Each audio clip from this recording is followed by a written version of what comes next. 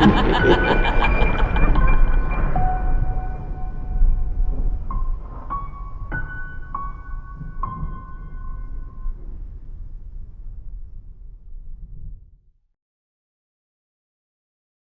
lay awake in bed at night, wondering if things will ever be right.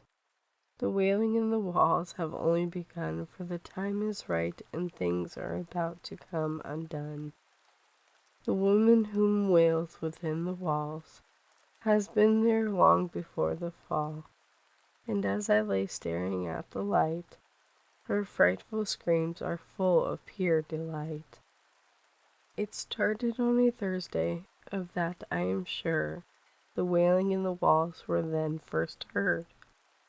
There was nothing but silence, a little groan, a little moan in the floors below, but then I heard it from above, as if this weren't absolutely absurd. I brushed it off, not thinking twice. I went to bed very early that night. The house was quiet, the room so cold, and that's when I noticed the woman so old. I closed my eyes and clenched them tight, which caused an odd little chuckle to quickly ignite. Minutes ticked by, my fear too high, not even my dog would dare to abide. Sleep had taken me during that time, not even the wailing would scare me that night. Friday came, of that I am sure. The wailing in the walls were secondly heard. Morning went by without much words. I had bought some items I am sure were cursed. A skeleton here and a skeleton there. A little skeleton was placed everywhere.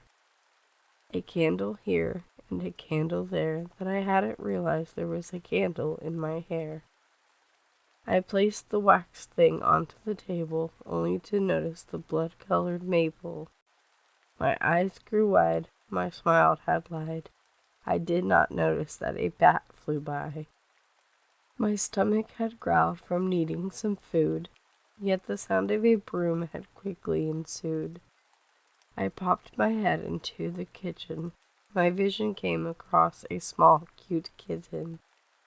I scooped the kitten into my arms, only then did I notice that something was wrong. That kitten had a smile, one real wide, that I just had to stick her on the stoop outside. She meowed and howled real loud. Even the grumpy old neighbors shouted to stop that now. Afternoon had set in way too soon. The house began to become bestrewn. My hands worked vigorously to decorate the space. My feet had carried me all over the place. Evening crept upon me like a shadow on the wall. Evening crept upon me like a weed grown tall. Dinner was cooked, although not great, but then I noticed it, an odd-looking crate. 'Twas the same shade of that blood-colored maple, except this time it was underneath the dining-room table. I picked up the crate, heavy and cold. I lifted the lid to see something small yet old. It was a lantern, one not normal. It was a lantern full of blood-colored oil. I dropped the lantern, frightened to the core. The blood had seeped down into the wooden floor. The wailing began as soon as it dropped, but then the wailing suddenly stopped. Something did not feel quite right. Something began to howl with might. I nestled into the deep blue covers. The wailing in the wall certainly gave me a shudder. I fell asleep for a while until I awoke with a mouthful of bile. The taste was putrid, one I knew well. The taste was something I'd normally put in my hair. The smell was worse when I spit it out. A little dead fish flopped to the ground. The clock struck midnight. The house grew silent, but then I saw that wretched old smile. The woman crept closer, one step at a time, until she was standing not far from my eyes. My lip began to quiver. The cold air had made me shiver. This is when I realized that she was in fact human, not a ghost in the walls like my mind had made real. Her breath it smelled of peaches and roses, the most like thing about an odor.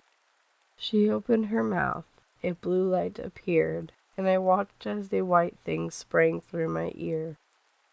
Her eyes, they glowed, a deep red shade as she watched my soul flow. My fear had heightened, but not too high, unlike my soul that soared through the sky. She was neither human nor ghost, but a decrepit old foe with her black gown full of morose. I did not like seeing it go. I did not like seeing my soul grow old. My fingers they faded, then went my toes. By the end of that moment, all my limbs had grown cold. The wailing in the walls, they had finally stopped, but not until my body had dropped.